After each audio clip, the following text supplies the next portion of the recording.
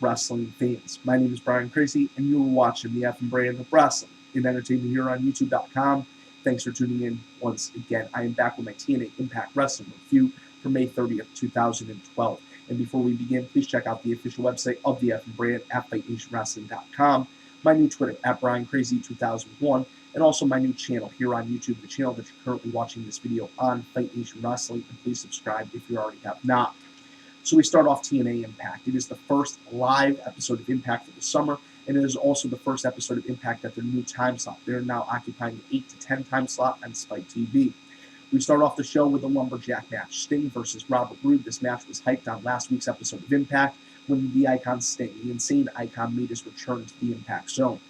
I assumed that this was going to be the main event, but I see what TNA was trying to do with this. They figured if they were going to hook in any new viewers at this earlier time slot, they needed to do it big, and they needed to do it with a familiar face in the wrestling industry, that being Sting.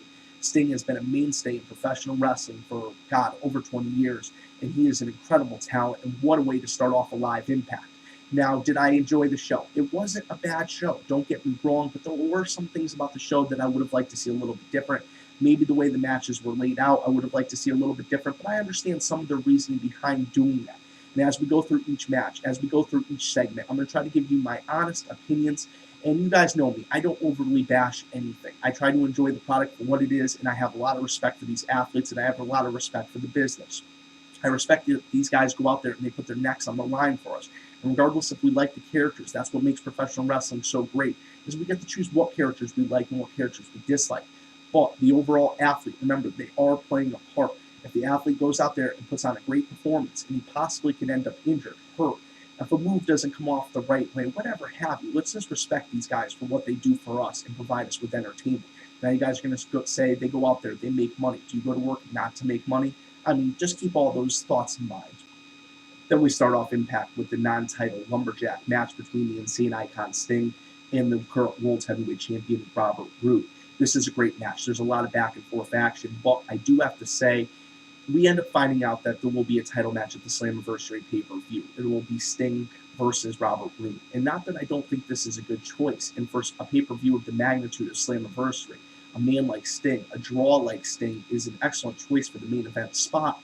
Is this the opportunity? Should this be the chance to see a newer star, an up-and-coming star, or maybe a star that was formerly in the world title picture regain that spot? I understand there's only a few weeks away from Slammiversary, and there's a lot of history between Robert Roode and Sting, so it all makes sense, don't get me wrong.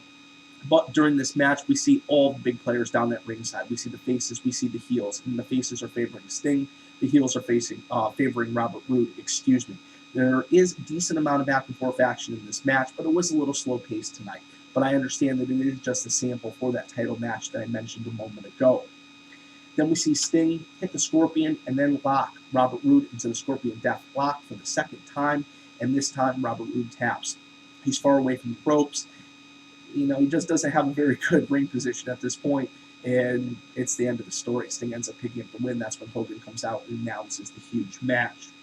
Then we go into a segment between Bully Ray and Joseph Park. Joseph Park is sitting up in the stands, and Bully Ray comes out. And these two end up going back and forth, and it ends up turning out there's going to be a match at Slammiversary between these two competitors. I really don't know how this is going to play out because they're both portrayed by the Monster Abyss. I mean, any wrestling fan, any guy that has the internet has probably researched that to figure out who this character is. But you can't have them both appear on TV at the same time. So is Joseph Park going to come out and snap into Abyss? Is really Joseph Park, who looks like he has no wrestling, the character Joseph Park, who has no wrestling ability as the character, going to come out and just play it off? I honestly don't know how this is going to play off, and I would honestly like to see a wrestling match between Bully Ray and Abyss. Bully Ray is an incredible talent. This guy should be in the world title hunt, and he would have been a great choice to have go against Robert Roode. Maybe not at Slammiversary because it is such a huge pay-per-view, but maybe start a feud at one of the non-major pay-per-views, one of the interim pay-per-views, and build the feud from there. I mean, Bully Ray has really broken out since breaking out from Team 3D. I don't think he's got the recognition as a singles competitor that he deserves. Then we go into X Division action. We see Austin Aries go against Chris Sabin, and this is a good match. There's a few great spots in this match. My only complaint is this match just didn't go a little bit longer, but they were trying to fit a lot of things on the card tonight. Well, I have been a fan of Impact Wrestling for and a fan of TNA even before they rebranded Impact Wrestling for several years before that. And I know TNA can fit a lot of things on the show. So tonight it just seemed like for the first live show, for the first show at this new time slot, did it make the quote-unquote impact? No pun intended. We'll keep running through the show, guys. I mean, we'll just keep running through the show. Then we have the Austin Aries did end up picking up the win over Chris Sabin, which was a good match. It just was a little short. Then we go into the gut check judging segment with the 70s porn star Joey Ryan, which, if you guys remember Anchorman, which he did end up quoting, he looked like Ben Stiller when he was dressed up as the Mexican guy that they all got into that backlot brawl. I have no idea. And Joey Ryan's out there. He's cocky as shit. He thinks that he is not going to be said no to. He thinks he's already got the contract. And Bruce Pritchard says no. Bruce Pritchard, I think, gave him a chance. Al Snow said no. And then Taz looked like he was about to whoop his ass. It was an interesting segment nonetheless. And then Brooke Hogan comes out. And not that I have a problem with Brooke Hogan. I mean, nepotism in wrestling is always going to be there. It's a multi-generational business. And she did grow up around professional wrestling. Her father is one of the greatest professional wrestlers ever. He put professional wrestling on the map. But I don't feel like she played the part so well. She came out there and she just didn't seem like she commanded respect for a lady that's going to be in the authority, have the authority that she's going to have as that executive in control of the knockouts. I mean, I hate to compare WWE to TNA. They're two separate animals. Yes, they're both professional wrestling, but I don't try to make that comparison. But over on WWE, you have the executive administrator, Eve, who is such a powerful figure, who is such a figure that commands respect. And you have Brooke Hogan, hi. I just feel like that she didn't command enough respect for the position that she is going to be assuming.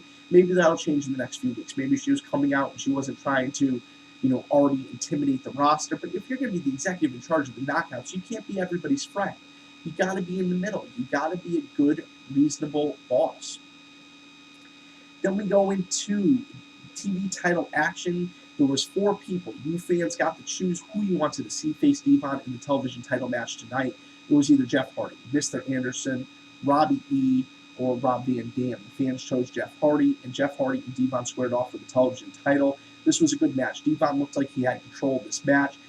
Jeff Hardy hit the twist of fate. This is when Robbie E. and Robbie T come out, they interfere, and the match goes to a no contest. This is just setting up a future match between either Robbie E., Robbie T., and Devon in the future.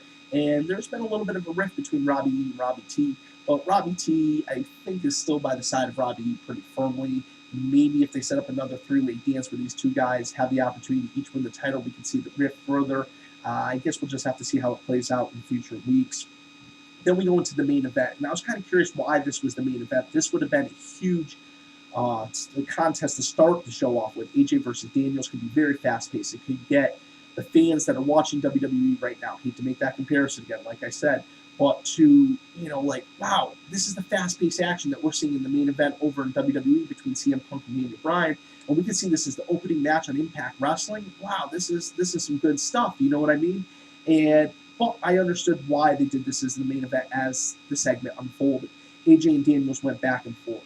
And post-match, they ended up revealing a phone conversation between AJ and Dixie Carter, where Dixie was blatantly saying that she was, of course, this is all in the storyline, folks, but blatantly saying that she's, going behind her husband's back and cheating with AJ Styles. And I think AJ was really playing the part well. I think Dixie Carter still has a problem with being on screen. She's more of a behind-the-scenes person.